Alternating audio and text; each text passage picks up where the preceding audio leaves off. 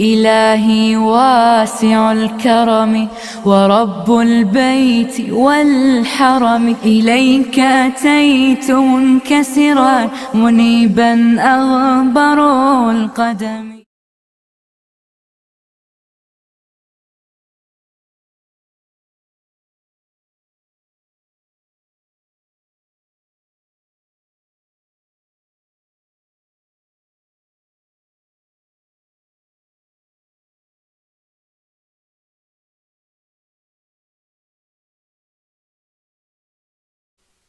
حاضرین جمعہ، ہم محرم کے مہینے سے گزر رہے ہیں۔ جیسا کہ گزشتہ جمعہ اس بات کا ذکر کیا گیا تھا کہ یہ مہینہ بڑی مظلومیت کا شکار ہو چکا ہے۔ اس مہینے کی حقیقتوں کو ایک واقعے کے سبب خرافات سے بدل دیا گیا ہے، اور خاصتاً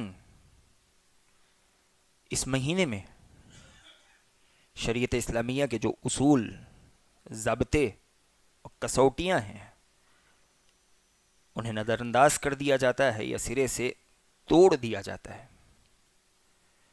عبداللہ ابن عمر رضی اللہ تعالیٰ عنہ حدیث ہیں، کہتے ہیں کہ اللہ کے نبی علیہ السلام نے فرمایا: لَيَأْتِيَنَّ عَلَى النَّاسِ مَا أَتَى عَلَى بَنِي إِسْرَائِيلَ حَذْوَ النَّعْلِ بِالنَّعْلِ حَتَّى إِنْ كَانَ مِنْهُمْ مَنْ أَتَى أُمَّهُ عَلَانِيَةً لَكَانَ فِي أُمَّتِي مَنْ يَصْنَعُ ذَلِكَ وَإِنَّ بَنِي إِسْرَائِيلَ تَفَرَّقَتْ عَلَى 72 مِلَّةً وستفترق أمتي على 73 ملة كلهم في النار إلا ملة واحدة قالوا ومن هي يا رسول الله قال ما أنا عليه وأصحابي۔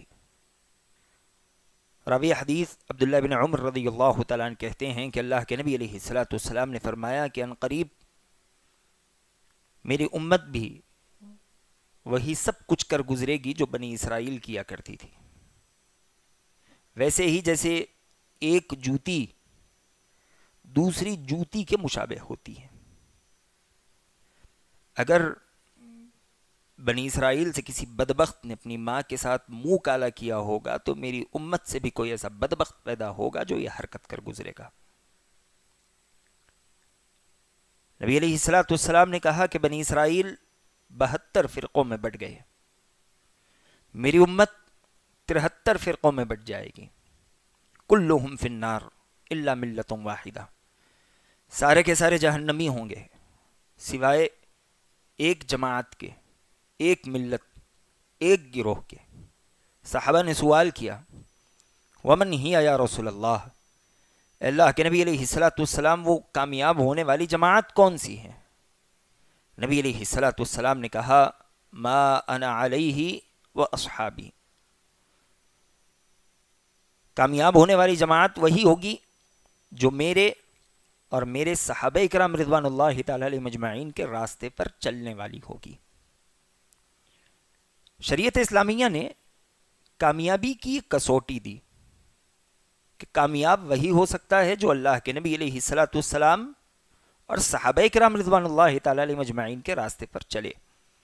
نبی علیہ السلام اور صحابہ اکرام رضوان اللہ تعالی علیہ مجمعین کا راستہ کون سا تھا؟ تو وہ قرآن و حدیث کا راستہ تھا کہ آپ علیہ السلام نے اپنی زندگی کے آخری ایام میں صحابہ سے یہی تو کہا تھا کہ ترکت فیکم امرین، کہ میں تمہارے درمیان 2 چیزیں چھوڑے جا رہا ہوں، جب تک انہیں تھامے رہو گے کبھی گمراہ نہیں ہو سکتے۔ ایک کتاب اللہ و سنتی، اللہ کی کتاب، اور دوسری میری سنت۔ شریعت اسلامیہ نے مجھے اور آپ کو یہ ترازو پیمانہ دیا کہ کسی کے حق اور ناحق کو تولنا چاہتے ہو تو قرآن و حدیث اور صحابہ کے راستے پر اس کا تمسک دیکھو، وہ کس قدر اللہ کے نبی علیہ السلام اور صحابہ کی پیروی کرنے والا ہے، یہ جانچو، یہ اصول ہے۔ لیکن اس مہینے اس اصل کو توڑ کر، شریعت اسلامیہ کے دیے گئے اس قاعدے کو چھوڑ کر، یزیدی اور حسینی کے القاب لوگوں کے درمیان بانٹے جاتے ہیں۔ جو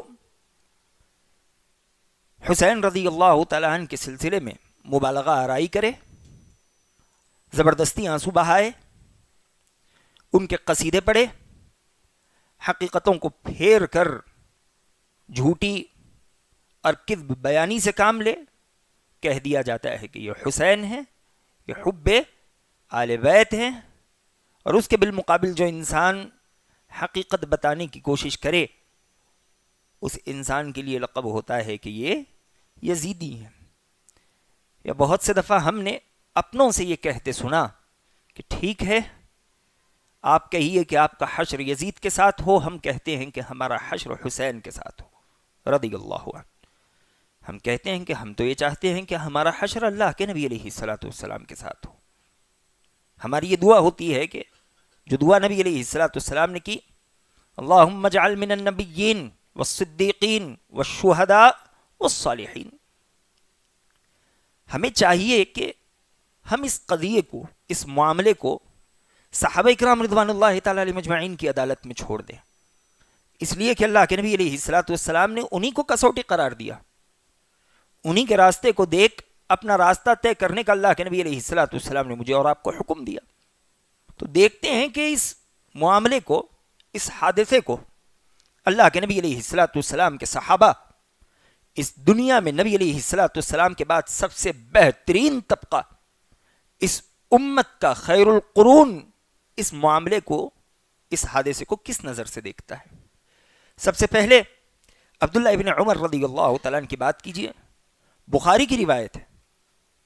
عبداللہ ابن عمر رضی اللہ تعالیٰ عنہ کے سلسلے میں نافع کہتے ہیں، جو آپ کے شاگرد خاص ہیں، تابعیوں میں بڑا مقام ہے، لما خلع اہل المدینہ یزید بن معاویہ جمع ابن عمر حشمہ وولدہ فقال انی سمعت النبی صلی اللہ علیہ وسلم یقول ينصب لكل غادر لواء يوم القیامہ وإنا قد بايعنا هذا الرجل على بيع الله ورسوله وإني لا أعلم غدرا أعظم من أن يبايع رجلا على بيع الله ورسوله ثم ينصب له القتال وإني لا أعلم أحدا منكم خلع ولا بايع في هذا الأمر إلا كانت الفصيلة بيني وبينه۔ نافع کہتے ہیں کہ عبداللہ ابن عمر رضی اللہ تعالیٰ عنہ نے اپنے پوتروں کو اور اپنے تمام بچوں اور رشتہ داروں کو جمع کیا اس وقت جب اہل مدینہ نے یزید بن معاویہ کی بیعت توڑ دی۔ اور یہ کون بلا رہے ہیں؟ یہ عبداللہ ابن عمر رضی اللہ تعالیٰ عنہ بلا رہے ہیں، جو کہ اس وقت صحابہ کرام رضوان اللہ تعالیٰ علیہ مجمعین میں بڑے عالم گردانے جاتے تھے اور فقیہ صحابہ کرام رضوان اللہ تعالیٰ علیہ مجمعین میں سے تھے۔ انہوں نے اپنے بچوں کو، اپنے پوتروں کو، اپنے رشتہ داروں کو جمع کیا اور کہا کہ میں نے سنا کہ تم نے اس کی بیعت توڑ دی، خبردار رہو کہ میں نے اللہ کے نبی علیہ الصلوۃ والسلام کی حدیث سن رکھی ہے۔ نبی علیہ الصلوۃ والسلام فرماتے ہیں ينصب لكل غادر لواء يوم القیامہ، قیامت کے دن ہر غدار کے لیے ایک علم ہوگا، ایک جھنڈا ہوگا جو اس کی غداری کو بتاتا ہوگا۔ آپ نے آگے کہا کہ یاد رکھو ہم نے اس انسان کی بیعت اللہ اور اس کے رسول کے کلمے پر کی ہوئی ہے، اور میں نہیں جانتا کہ اس جہاں میں کوئی کسی کے ہاتھ پر اللہ اور اس کے رسول کے کلمے پر بیعت کرے اور وہ اس سے غداری کرے، اور اس سے بڑی بھی کوئی غداری اس دنیا میں موجود ہو۔ کس کا کلام ہے؟ بخاری کی روایت کے مطابق نافع کہتے ہیں کہ یہ عبداللہ ابن عمر کا کلام ہے، یہ صحابی رسول کی عدالت ہے۔ اور آگے عبداللہ ابن عمر رضی اللہ تعالیٰ نے اپنے پوتروں سے کہا، اپنے بیٹوں سے کہا کہ یاد رکھو اگر میں نے کسی کے متعلق یہ سنا کہ اس نے یزید بن معاویہ کی بیعت توڑی ہے تو ھذا الفصیل بینی و بینہ، کہ آج کے بعد میرے اور اس کے درمیان کوئی تعلق نہیں ہوگا، ہم ایک دوسرے سے الگ ہو جائیں گے۔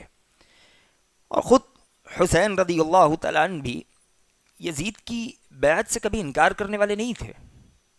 بات دراصل یہ ہے کہ تاریخ طبری کی روایت ہے، اور خاصتاً البدایہ والنہایہ میں امام ابن کثیر رحمہ اللہ علیہ صحیح سند کے ساتھ نقل کرتے ہیں، کہتے ہیں کہ جب یزید امیر بنے تو انہوں نے اپنے تمام تر گورنروں کو حکم دیا کہ اپنے اپنے علاقوں میں میرے نام کی بیعت لو، یہ اصول تھا۔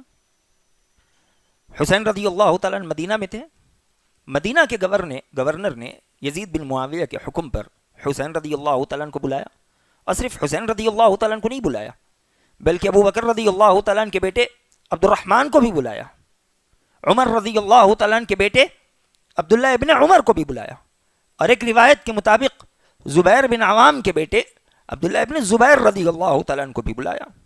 ان لوگوں سے بیعت طلب کی، لیکن عبداللہ ابن زبیر رضی اللہ تعالیٰ عنہ مدینہ سے مکہ کی طرف نکل گئے۔ جب بات حسین رضی اللہ تعالیٰ عنہ کی آئی تو حسین رضی اللہ تعالیٰ عنہ نے جیسے ہی یزید بن معاویہ کی بیعت کے متعلق سنا، آپ کے الفاظ سنیے، البدایہ والنہایہ کے الفاظ ہیں، فقال حسین انا للہ و انا الیہ راجعون رحم اللہ معاویہ وعظم لک الاجر۔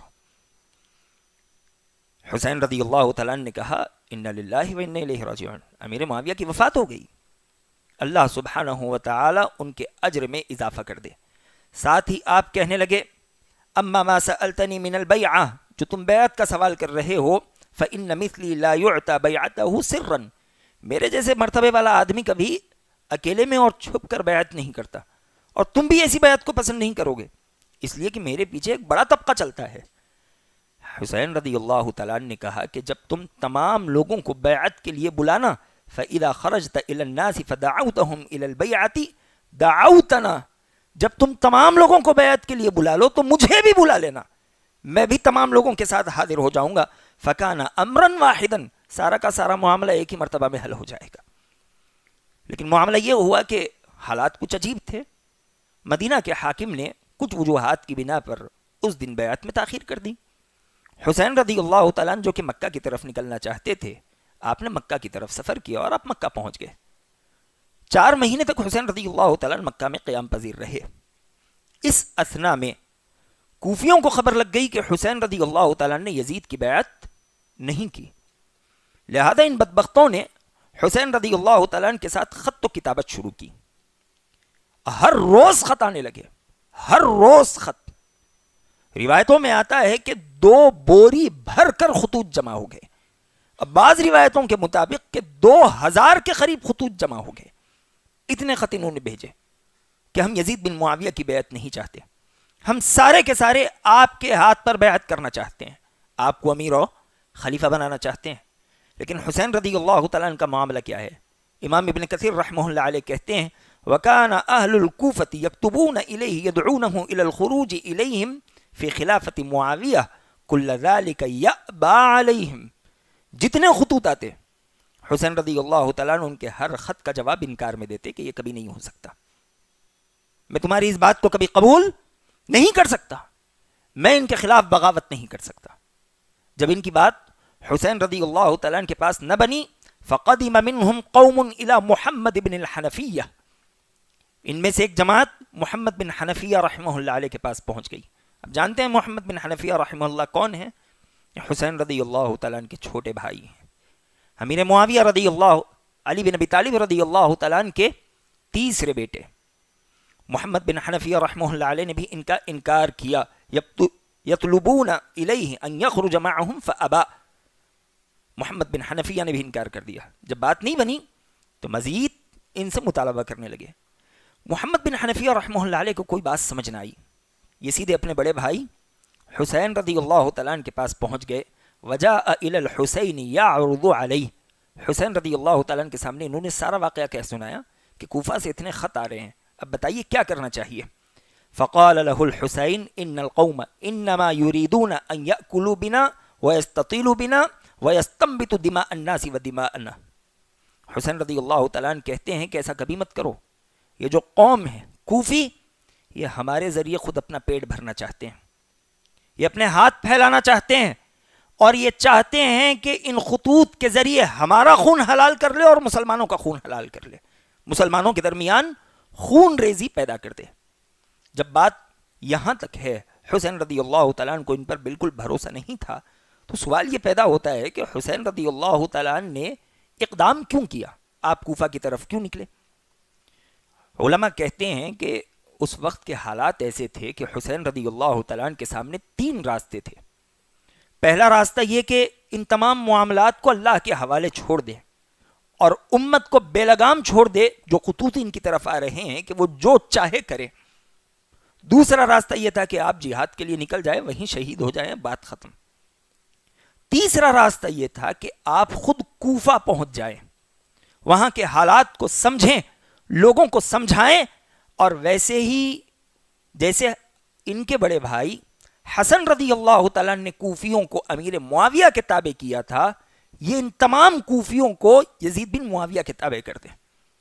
یہ حسین رضی اللہ تعالیٰ کا مقصد تھا، اس لیے کہ حسن رضی اللہ تعالیٰ نے یہی موقف اختیار کیا، امیر معاویہ رضی اللہ تعالیٰ کے ہاتھ پہ بیعت کی، اپنا لشکر ان کے حوالے کر دیا، اور حسین رضی اللہ تعالیٰ سے بھی اس وقت حکماً امیر معاویہ رضی اللہ تعالیٰ کے ہاتھ پر آپ نے بیعت کروائی۔ بہر کیف حسین رضی اللہ تعالیٰ کا ارادہ ہوا کہ خود کوفہ پہنچ جائے اور امت کے بکھرتے ایک شیرازے کو یکجا کرے، امت کو ایسے ہی بکھرنے نہ دے، مسلمانوں کے درمیان اختلاف پیدا ہونے نہ دے۔ لیکن یاد رکھیں اتنے خطوط کے باوجود حسین رضی اللہ تعالیٰ کو کبھی کوفیوں پر بھروسہ نہیں تھا، کبھی نہیں تھا۔ یہی وجہ ہے کہ حسین رضی اللہ تعالیٰ نے اپنے چچا عبداللہ ابن عباس سے مشورہ کیا۔ عبداللہ ابن عباس رضی اللہ تعالیٰ یہ عظیم صحابی، آپ جانتے ہیں کہ انہیں بڑی خصوصیت حاصل ہے۔ عبداللہ ابن عباس رضی اللہ تعالیٰ یہ علی بن ابی طالب رضی اللہ تعالیٰ کی فوج کے کمانڈر اعلیٰ تھے۔ حسین رضی اللہ تعالیٰ کے حق میں ان سے زیادہ خیر خواہ اور کون ہو سکتا ہے؟ عبداللہ ابن عمر رضی اللہ تعالیٰ حسین رضی اللہ تعالیٰ کے چچا تھے۔ عبداللہ ابن عباس رضی اللہ تعالیٰ یہ وہ شخصیت ہے جن کے حق میں اللہ کے نبی علیہ السلام نے دعا کی تھی کہ اللہم فقہہ فی الدین، اے اللہ اس بچے کو دین کا فقیہ بنا دینا، اس بچے کو دین کی سمجھ عطا کرنا۔ عبداللہ ابن عباس رضی اللہ تعالیٰ کہتے ہیں، معجم الکبیر الطبرانی کی روایت ہے کہ استأذننی حسین فی الخروج، حسین نے مجھ سے کوفہ کی طرف نکلنے کا سوال کیا، فقلت، میں نے کہا کہ اگر میرے اور تمہارے متعلق لوگ شکایت نہ کرتے تو میں تمہاری داڑھی پکڑ کر تمہیں روک لیتا، میں تمہیں کبھی کوفہ جانے نہ دیتا۔ فکان الذی رد علی، حسین رضی اللہ تعالیٰ نے جواب دیا، کہا کہ مجھے فلاں فلاں فلاں جگہ پر قتل کر دیا جائے، یہ بہتر ہے کہ مجھے حرم میں قتل کر دیا جائے۔ آپ کو مکہ میں رہتے ہوئے بھی آپ کی جان کا خدشہ ہونے لگا۔ آپ نے کہا لأن اقتل بمکان کذا وکذا احب الی من ان یستحل بحرم اللہ ورسولہ۔ لہذا حسین رضی اللہ تعالیٰ کوفہ کی طرف نکل پڑے۔ عبداللہ ابن عمر رضی اللہ تعالیٰ نے روکا، عبداللہ ابن عباس رضی اللہ تعالیٰ نے روکا، صحابہ کی ایک جماعت نے روکا کہ حسین اس شہر کی طرف کبھی نہ جاؤ جن شہریوں نے تمہارے والد کو شہید کر دیا، تمہارے بڑے بھائی کو شہید کر دیا، وہ تمہیں بلا رہے ہیں، تمہارے ساتھ بھی یہ وہی حرکت کریں گے۔ لیکن حسین بن علی رضی اللہ تعالیٰ معاملے کا حل چاہتے تھے۔ آپ نے نکلنے کا ارادہ کیا، لیکن نکلنے سے پہلے آپ نے اپنے تایازاد بھائی مسلم بن عقیل کو کوفہ بھیجا کہ جاؤ ذرا اب بھی بات کا جائزہ لو کہ واقعی یہ کوفی سچے ہیں یا یہ کوئی چال رچ رہے ہیں۔ مسلم بن عقیل رحمہ اللہ حسین رضی اللہ تعالیٰ کے نائب کوفہ پہنچ گئے۔ 32,000 کوفیوں نے، ایک روایت کے مطابق 1,18,000 کوفیوں نے مسلم بن عقیل کے ہاتھ پر بیعت کی اور موت کی بیعت کی کہ ہم حسین کے ساتھ ہیں یہاں تک کہ ہمیں مار نہ دیا جائے، جان کی بازی لگا دیں گے لیکن کبھی حسین رضی اللہ تعالیٰ کا ساتھ نہیں چھوڑیں گے۔ مسلم بن عقیل رضی اللہ تعالیٰ نے خط لکھا کہ آ جاؤ، یہاں کے لوگ آپ ہی کو چاہتے ہیں، نہیں آئیں گے تو حالات بگڑ جائیں گے۔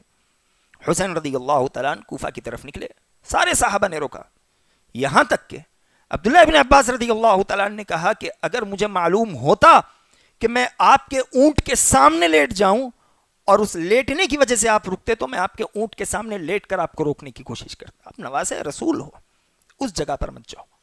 لیکن حسین رضی اللہ تعالیٰ فقیہ انسان تھے، بردبار، سمجھدار تھے، وہ چاہتے تھے کہ بکھری ہوئی امت کو یکجا کر لے۔ آپ کوفہ کی طرف نکل پڑے۔ اب یہاں یزید کو معلوم ہوا کہ کوفہ کے حالات بگڑ رہے ہیں، اور کوئی بھی حاکم چاہتا ہے کہ اس کے ماتحت جو علاقے ہیں وہ منظم رہیں۔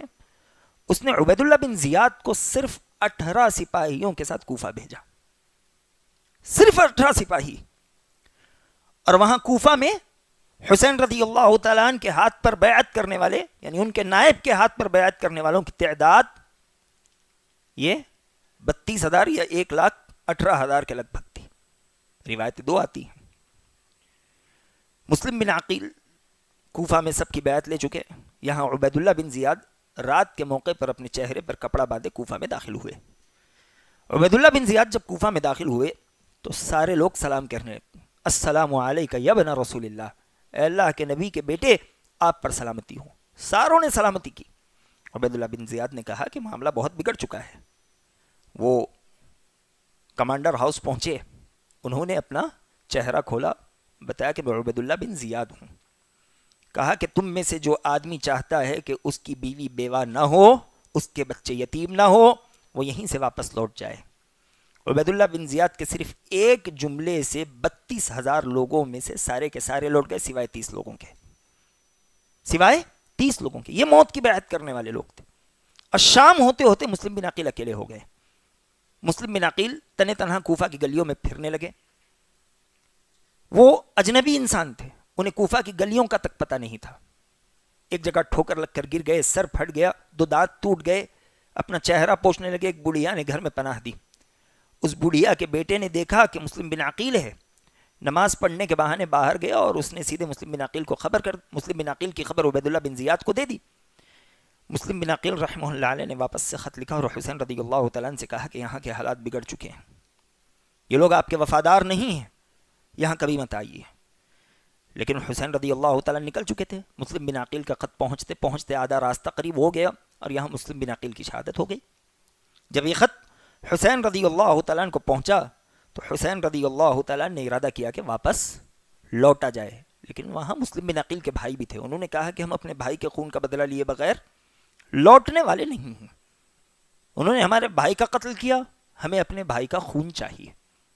آگے بڑھے. جب آگے بڑھے تو عبید اللہ بن زیاد نے کوفہ کا راستہ روک رکھا تھا کہ آپ کوفہ میں داخل مت ہوئیے. حسین رضی اللہ تعالیٰ کو کئی خبریں ملنے لگی. حسین رضی اللہ تعالیٰ نے کوفہ کی جانب سے آنے والے کئی لوگوں سے ملاقات کی. یہاں تک کہ فرزدق, اس دور کا بڑا شاعر, اس سے سوال کیا کہ بتاؤ کوفیوں کا کیا حال ہے. کہتے ہیں کہ زبان آپ کے ساتھ ہے, تلوار یزید کے ساتھ ہے, وہ کبھی آپ کا ساتھ دینے والے نہیں. حسین رضی اللہ تعالیٰ کو یہی خبریں ملنے لگی. جب آپ کوفہ کے راستے پہ پہنچے تو آپ نے دیکھا کہ کوفہ کا راستہ بند ہے, حالات بگڑ چکے ہیں. آپ نے ملک شام کا راستہ لیا. ملک شام میں کون ہے؟ یزید بن معاویہ. اور کوفہ سے قریباً قریب 78 کلومیٹر دور کربلا کے مقام تک پہنچ گئے. کربلا کوفہ کے راستے پر نہیں آتا, کربلا ملک شام کے راستے پر آتا ہے, جہاں یزید بن معاویہ ان کے بقول ان کا دشمن بیٹھا ہوا ہے. کوئی آدمی اپنے اس دشمن کی طرف آگے بڑھے گا جو اس کی جان لینا چاہتا ہو, جو اس کا دشمن ہو, کبھی نہیں ہو سکتا. آپ جغرافی اعتبار سے دیکھ لیجئے, کربلا یہ کوفہ کے اطراف نہیں پڑتا, یہ مکہ سے کوفہ کے راستے پر نہیں پڑتا, یہ مکہ سے ملک شام کے راستے پر پڑتا ہے.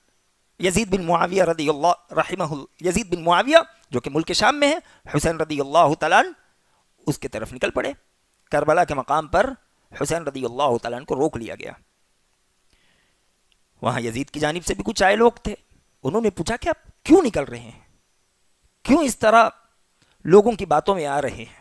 حسین رضی اللہ تعالیٰ نے ان کو خطوط دکھائے کہ میں خود سے آیا ہوا نہیں ہوں, میری جانب ان ہزاروں کی تعداد میں خطوط بھیجے گئے ہیں. جب انہوں نے دیکھا تو کہا کہ اللہ کی قسم ان میں سے کسی کی خط کا ہمیں پتہ نہیں, یہ خط امیر کے خلاف ہے. حسین رضی اللہ تعالیٰ نے 3 باتیں رکھی. آپ نے کہا کہ ٹھیک ہے, حالات کا مجھے علم ہو چکا ہے, میں جہاں سے آیا ہوں مجھے وہیں جانے دو, یا مجھے کسی سرحد پر بھیج دو, میں جہاد کرتے ہوئے وہیں ختم ہو جاؤں گا. یا تیسرا یہ کہ تم مجھے یزید کے پاس بھیج دو, میں اسی کے ہاتھ پر بیعت کر لوں گا. جب یہ خط عبید اللہ بن زیاد جو کہ کوفہ کا گورنر ہے اس تک پہنچا, اس نے کہا کہ یہ تو ایک بڑا صالح خط ہے, مصلح انسان یعنی سمجھدار انسان کی جانب سے آیا ہوا خط ہے, بہتر ہے کہ اسے یزید کے پاس بھیج دیا جائے. یہ عبید اللہ بن زیاد کے کہنے ہیں. لیکن یہاں کوفیوں کو خدشہ پیدا ہو گیا کہ اگر یہ یزید کے پاس چلے جائیں گے ہمارے خطوط کا علم ہو جائے گا, ہمارے خطوط کا علم ہوگا تو ہماری گردنیں ہوگی, یزید کی تلوار ہوگی, یزید ہماری گردنیں کاٹ دے گا. کیا ہوا؟ انہوں نے حسین رضی اللہ تعالیٰ عنہ کا گھیراؤ کر لیا. آپ کو بتایا گیا تھا کہ عبیداللہ بن زیاد کے ساتھ کتنی تعداد تھی؟ صرف 18. ابھی یہاں حسین رضی اللہ تعالیٰ عنہ کا گھیراؤ کیے ہوئے 4,500 لوگ ہیں. کہاں سے آ گئے؟ سارے کے سارے کوفی ہیں. انہوں نے حسین رضی اللہ تعالیٰ عنہ کا راستہ روک لیا. تاریخ ابن عساکر اور طبقات کبریٰ کی روایت ہے. راوی کہتا ہے فَأَتَيْتُهُ فَإِذَا هُوَ شَيْخٌ يَقْرَأُ الْقُرْآنَ. میں کربلا پہنچا, میں کیا دیکھتا ہوں کہ ایک بڑا بزرگ انسان قرآن کی تلاوت کر رہا ہے. وَالدُّمُوعُ تَسِيلُ عَلَى خَدَّيْهِ وَلِحْيَتِهِ. اس انسان کے آنسو اس کے چہرے اور داڑھی کو بھگو رہے ہیں. فَقُلْتُ بِأَبِي وَأُمِّي يَا ابْنَ رَسُولِ اللَّهِ. اے اللہ کے نبی کے بیٹے, آپ پر میرے ماں باپ قربان ہو جائے. مَا أَنزَلَكَ هَذِهِ الْبِلَادَ وَالْفَلَاتِ الَّتِي لَيْسَ بِهَا أَحَدٌ. اس جنگل و بیابان میں آپ کو کون سی چیز لے آئی؟ یہاں تو کوئی نہیں رہتا. حسین رضی اللہ تعالیٰ عنہ کا کیا کہنا ہے؟ حسین رضی اللہ تعالیٰ عنہ نے خطوط آگے بڑھائے, کہا هذه كتب اہل الكوفة الیہ ولا اراہم الا قاتلیہ. حسین رضی اللہ تعالیٰ عنہ نے خطوط دکھائے, کہا یہ دیکھو یہ اہل کوفہ کے خطوط ہیں. ولا اراہم الا قاتلیہ, اور آج میں ان میں صرف اپنے قاتل دیکھ رہا ہوں. انہوں نے پہلے میرے ہاتھ پر بیعت کا وعدہ کیا, میرے نام پر جان دینے کا وعدہ کیا, اور آج یہ میری جان کے در پہ ہیں, یہ مجھے ہی مارنا چاہتے ہیں. آپ کہنے لگے فَإِذَا فَعَلُوا ذَلِكَ لَمْ يَدْعُوا لِلَّهِ حُرْمَةً إِلَّا انْتَهَكُوهَا. اگر آج یہ حرکت کر لے جائیں, یعنی اللہ کے نبی کے نواسے کو مار دیں, پھر اس زمین پر ایسی کوئی حرام چیز نہیں ہوگی جس پر یہ عمل نہ کرے. اور آج یہ بدبخت قوم, شاید ہی ایسی کوئی بدبختی ہو جس پر عمل پیرا نہ ہو. انہوں نے حسین رضی اللہ تعالیٰ عنہ کو مارا. اب ذرا آئیے یہ بھی دیکھ لیتے ہیں کہ حسین رضی اللہ تعالیٰ عنہ کا قاتل شیعوں کی نظر میں کون ہے. شیعہ کا مشہور عالم مسعود شیعی لکھتا ہے وَكَانَ جَمِيعُ مَنْ حَضَرَ مَقْتَلَ حُسَيْنٍ مِنَ الْعَسَاكِرِ وَحَارِبِهِ وَتَوَلَّى قَتْلَهُ مِنْ أَهْلِ الْكُوفَةِ خَاصَّةً وَلَمْ يَحْضُرْ مِنْهُمْ شَامِيٌّ. یہ مروج الذهب للمسعودی, یہ شیعہ کے مشہور عالم مسعودی کی کتاب ہے. کہتا ہے کہ سارے کے سارے جو حسین رضی اللہ تعالیٰ عنہ کی شہادت میں موجود تھے وہ سب کے سب کوفی تھے. ہم اہل الکوفۃ خاصۃ ولم یحضر منہم شامی, ایک بھی شامی ان کی شہادت میں شریک نہیں تھا. ملا باقر شیعی جو کہ شیعہ کے بڑے عالموں میں سے, وہ کہتا ہے وَتَوَلَّى قَتْلَهُ مِنْ أَهْلِ الْكُوفَةِ وَلَمْ يَحْضُرْ شِيٌّ وَلَمْ يَحْضُرْهُمْ شَامِيٌّ. ملا باقر لکھتا ہے کہ حسین رضی اللہ تعالیٰ عنہ کی شہادت کی ذمہ داری سارے کے سارے اہل کوفہ نے لے رکھی تھی. وَلَمْ يَحْضُرْهُمْ شَامِيٌّ, ایک شامی بھی وہاں پر حاضر نہیں ہوا. یہ ملا باقر کی کتاب بحار الانوار کا حوالہ ہے. اتنا ہی نہیں بلکہ حسین رضی اللہ تعالیٰ عنہ کے بیٹے زین العابدین جو کہ آپ کی شہادت کے بعد یزید کے پاس لے جائے گئے, وہاں یزید نے ان کی تکریم کی, ان کے گھر والوں کو عزت کے ساتھ رکھا. وہ یزید جو ان کا دشمن ہے, جو ان کی جان لینا چاہتا ہے, وہ اب انہیں واپس سے مدینہ بھیج رہا ہے اپنے کمانڈروں کی نگرانی میں, اپنے کمانڈروں کی نگرانی میں. اور زین العابدین رحمہ اللہ علیہ جب یزید کے پاس سے واپس لوٹ رہے تھے تو ان کا گزر پھر سے کوفہ سے ہوا. انہوں نے دیکھا کہ کوفہ کی عورتیں چیخ رہی ہیں, چلا رہی ہیں, بال نوچ رہی ہیں, رو رہی ہیں. سوال کیا گیا کہ کیوں روتی ہیں؟ بتایا گیا کہ حسین رضی اللہ تعالیٰ عنہ کی شہادت پر زین العابدین رحمہ اللہ علیہ کے الفاظ دیکھیے. کہنے لگے هؤلاء يبكين علينا فمن قتلنا, یہ ہم پر رو رہے ہیں, ہمیں قتل کس نے کیا؟ انہی نے تو ہمیں مارا ہے. مارتے ہیں پھر مارنے کے بعد روتے ہیں. یہ تاریخ بغوی کی صحیح روایت ہے. حج کے ایام میں بخاری کی روایت ہے, عبداللہ ابن عمر رضی اللہ تعالیٰ عنہ کعبۃ اللہ میں طواف کر رہے ہیں کہ ایک شخص آتا ہے اور آ کر پوچھتا ہے حالت احرام میں مچھر مارنے کا حکم کیا ہے؟ عبداللہ ابن عمر رضی اللہ تعالیٰ عنہ نے سوال کیا من این انت, تم کہاں سے ہو؟ کہنے لگا من اہل الکوفہ, میں اہل کوفہ سے ہوں. عبداللہ ابن عمر رضی اللہ تعالیٰ عنہ نے کہا هؤلاء قتلوا ابن النبی صلی اللہ علیہ وسلم وهم يسألون عن دم البعوضہ, یہ وہ بدبخت لوگ ہیں جنہوں نے اللہ کے نبی علیہ السلام کے بیٹے یعنی آپ کے نواسے کو قتل کر دیا اور آج مچھر کے خون کا سوال کر رہے ہیں. یہ صحابہ کرام رضوان اللہ تعالی علیہ مجمعین کی عدالت ہے. یاد رکھیں, میں دفاع یزید نہیں کر رہا ہوں, بس قاتلین حسین کے گھر کا پتہ بتا رہا ہوں. یزید اس پر لعنت کی جاتی ہے. ٹھیک ہے کرو. اس سے قبل بھی شاید میں نے یہ بات کہی. 3 سوالات کا جواب دوں. سب سے پہلی بات، آج جو یزید پر لعنت کی جاتی ہے وہ یہ کہا جاتا ہے کہ یہ بڑا فاسق تھا. ٹھیک ہے، فسق تو ثابت ہونا چاہیے. محمد بن حنفیہ رحمہ اللہ علیہ، جو کہ حسین رضی اللہ تعالیٰ عنہ کے چھوٹے بھائی، آپ کے بڑے قریبی، وقت کے بڑے تابعی، آپ کہتے ہیں انی عاصرت وعایشت یزید بن معاویہ فما انکرت علیہ خلقا. میں یزید بن معاویہ کے ساتھ رہ چکا ہوں. عایشت وعاصرت یزید بن معاویہ، میں یزید بن معاویہ کے ساتھ ایک عرصے تک رہا ہوں. فما انکرت علیہ خلقا، میں نے اس کے کسی اخلاقی گراوٹ کو نہیں دیکھا. مان لیجئے وہ فاسق تھا فاسق تھا، مان لیجئے. دوسری چیز یہ کہ مرنے والے انسان کو نامزد کر کے لعنت کرنا درست ہے. اللہ کے نبی علیہ السلام بدر کے میدان میں کھڑے ہیں، ابو جہل کی لاش سامنے سے کھینچ کر لے جائی جا رہی ہے تاکہ بدر کے کنویں میں پھینک دی جائے. اس امت میں ابو جہل سے بڑا بدبخت بھی کوئی ہو سکتا ہے؟ کوئی نہیں ہو سکتا. اس امت کا فرعون جسے نبی علیہ السلام نے کہا. ایک صحابی نے بھلا برا کہہ دیا. نبی علیہ السلام نے کہا لا تسبوا الاموات فانهم قد افضوا الى ما قدموا. نبی علیہ السلام نے کہا کہ مرے ہوئوں کو گالی مت دو. فانهم قد افضوا الى ما قدموا، انہوں نے جو کیا سو کیا، اللہ سبحانہ وتعالی ان کا کیا ان کے سامنے لائے گا، وہ انہیں مل جائے گا. تم ان کے متعلق اپنی زبان گندی نہ کرو. اور آخری چیز، اس نے مرنے سے پہلے توبہ نہ کی ہوں، اس بات کی کوئی دلیل پیش کر سکتا ہے؟ اس نے چاہے 1000 گناہ کیے ہوں لیکن اس نے مرنے سے پہلے توبہ نہ کی ہو. ان سوالات کے جوابات ہمیں دینے پڑیں گے. اور لوگ یہ الزام تراشیاں کرتے ہیں کہ اموی خاندان یہ اہل بیت کا بڑا دشمن تھا. پتہ نہیں یہ کیسا اموی خاندان اہل بیت کا دشمن تھا، یا کیسے اہل بیت اس قدر مظلوم تھے کہ وہ اموی خاندان کے نیچے دبے چلے جاتے تھے. میں اوروں سے شکوہ نہیں کر رہا، میں اپنی صف کے ان بھولے مسلمانوں سے مخاطب ہوں جو دوسروں کی باتوں میں آ کر اپنے عقیدوں کا جنازہ نکال رہے ہیں، جو دوسروں کی باتوں میں آ کر ان کے قصے کہانیوں کے پیچھے نکل اپنے عقیدے کو داغدار کر رہے ہیں. دیکھیں، اللہ سبحانہ وتعالی ہم سے ہمارے متعلق پوچھے گا. ہم سے یزید کا سوال نہیں ہوگا، ہم سے صحابہ کرام رضوان اللہ تعالی علیہ مجمعین کی محبت کا سوال ہوگا. یزید ایک دروازہ ہے، لوگ اس دروازے سے داخل ہو کر امیر معاویہ رضی اللہ تعالیٰ عنہ پر کیچڑ اچھالتے ہیں، وہاں سے عمرو بن عاص رضی اللہ تعالیٰ عنہ پر کیچڑ اچھالتے ہیں، اور وہاں سے صحابہ کرام رضوان اللہ تعالیٰ علیہ مجمعین کی ایک جماعت کو داغدار کرنے کی کوشش کرتے ہیں. صحابہ کرام رضوان اللہ تعالیٰ علیہ مجمعین کے متعلق ہمارا موقف کیا ہونا چاہیے؟ وہی ہونا چاہیے جو امام طحاوی رحمہ اللہ علیہ نے اپنی کتاب میں لکھا. آپ نے لکھا وَنُحِبُّ أَصْحَابَ رَسُولِ اللَّهِ صلی اللہ علیہ وسلم وَلَا نُفْرِطُ فِي حُبِّ أَحَدٍ مِّنْهُمْ وَلَا نَتَبَرَّأُ مِنْ أَحَدٍ مِّنْهُمْ وَنُبْغِضُهُمْ مَنْ يُبْغِضُهُمْ وَبِغَيْرِ الْخَيْرِ يَذْكُرُهُمْ وَلَا نَذْكُرُهُمْ إِلَّا بِخَيْرٍ وَحُبُّهُمْ دِينٌ وَإِيمَانٌ وَإِحْسَانٌ وَبُغْضُهُمْ كُفْرٌ وَنِفَاقٌ وَطُغْيَانٌ. امام طحاوی رحمہ اللہ علیہ نے کہا ہم اللہ کے نبی علیہ السلام کے صحابہ سے محبت کرتے ہیں، لیکن محبت کا مطلب یہ نہیں کہ ہم ان کی شان میں غلو کر دیں. ہم کسی کی شان میں غلو نہیں کرتے.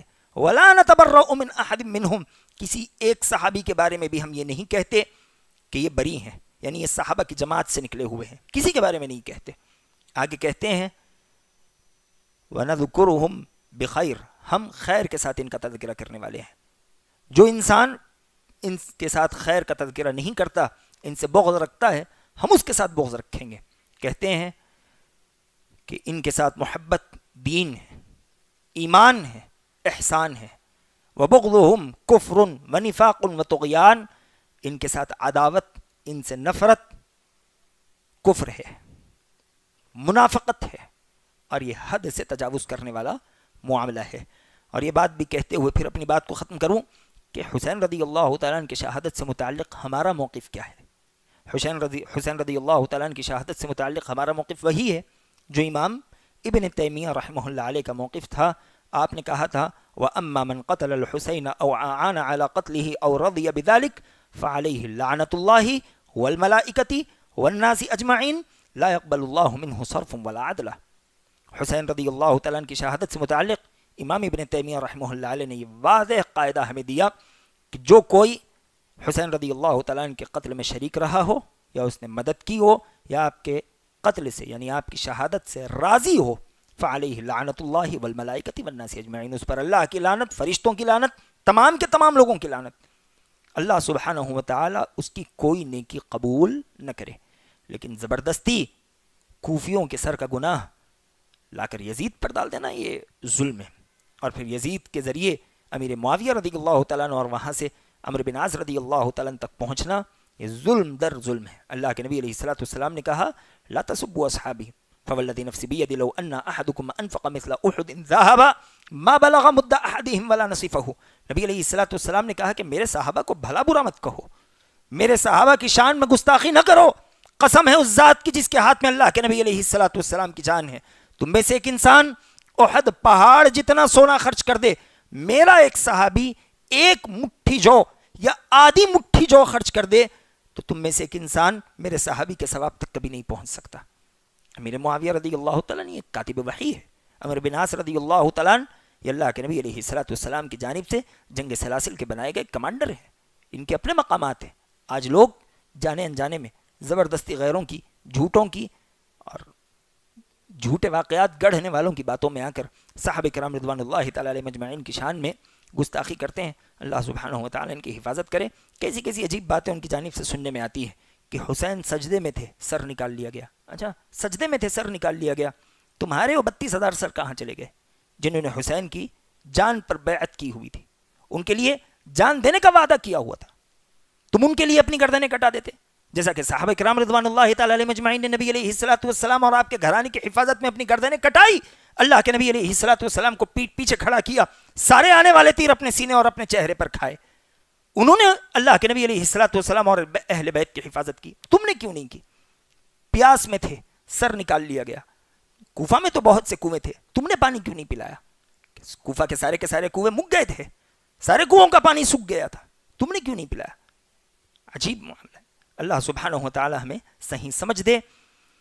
یہ معاملہ جس کے پاس علم نہ ہو وہ اس معاملے میں نہ پڑے۔ قُوا أَنفُسَكُمْ وَأَهْلِكُمْ نَارًا، اپنے آپ کو، اپنے اہل و عیال کو جہنم کی آگ سے بچاؤ، یہ ہماری فکر ہونی چاہیے۔ جو اللہ سبحانہ و تعالی نے واجبی معاملات ہمارے کاندھوں پر ڈالے ہوئے ہیں، ہم ان واجبی معاملات کو مکمل کرنے کی کوشش کریں۔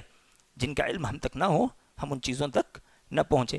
بات ذرا طویل ہو گئی، معذرت کے ساتھ، باتوں کی وضاحت بے حد ضروری تھی، باقی باتیں پھر کبھی ذکر کی جائے گی۔ دعا ہے کہ اللہ العالمین جو باتیں کہی گئی ہیں اسے سمجھنے والا بنا، آمین۔